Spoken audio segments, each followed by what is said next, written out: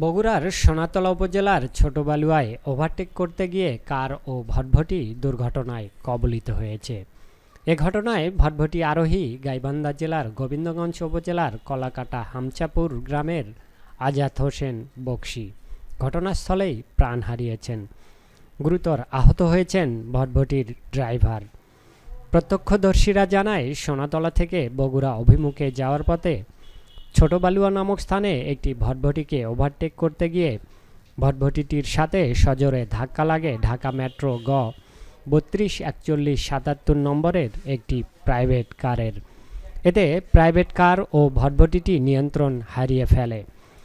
নিয়ন্ত্রণ হারিয়ে ভটভটিটি একটি গাছের সাথে আছড়ে পড়ে।